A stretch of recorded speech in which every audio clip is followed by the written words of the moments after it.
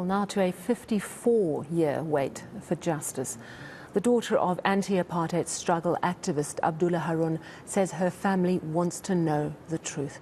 Lawyers presented closing arguments at the inquest into Haron's death today.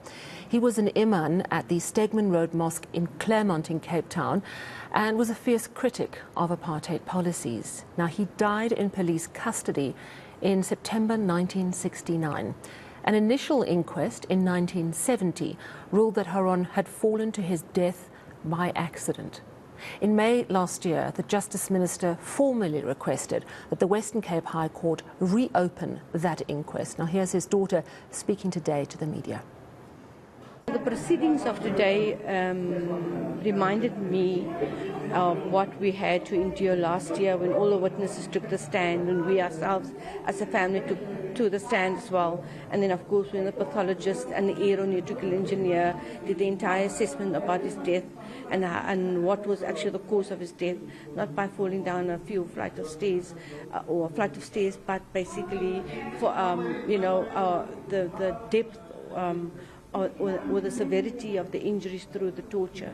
And now at the end of the proceedings, just regurgitating that painful memories of the last few days of my father's death, what had happened, that no medical doctor, he was not allowed to see any medical doctor, that these perpetrators, they medicated him, my father themselves, by understanding what they thought in their terms of what the actual severity is of his condition.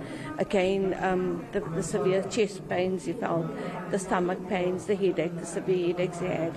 And of course, no doctor, he was not allowed to see any doctor, obviously because there was so much bruising on his body. So a general practitioner or a doctor would have seen all of this and would have done in-depth questions. Where did the bruising come from? I think, Fatima, the crux of the matter that we heard today, and I think, what your counsel was submitting to the court, that there was a sort of collusion, a cover-up. Medical professionals, prosecutor, magistrate, all under or scared of or in favor of the security police. Is that your contention? Look, they were definitely indoctrinated in terms of the system that they lived under or worked with, or they were in favor of, one would say, indoctrinated to such an extent that even the police, even Mr. Berger, had to follow the rules and the order of the day.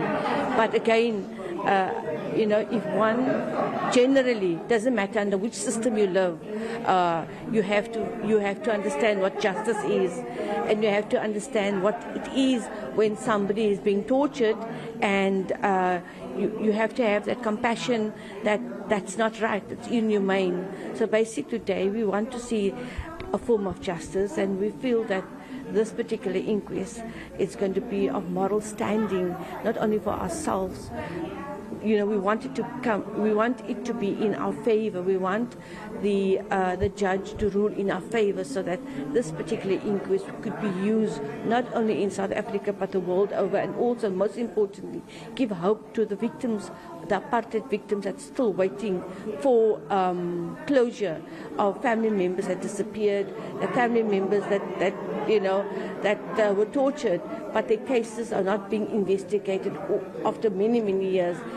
Although they say this is an old case or a cold case, but the fact of the matter is the case is here, it's a reality, and we want justice. Again, I reiterate, before peace there must be justice. And as we standing on a beacon of hope, not only for ourselves to bring closure for the family, it won't bring complete closure, but it will help to bring closure and hope to all the victims' family, apartheid members or apartheid group which I belong to, that will bring hope that their cases will also be heard.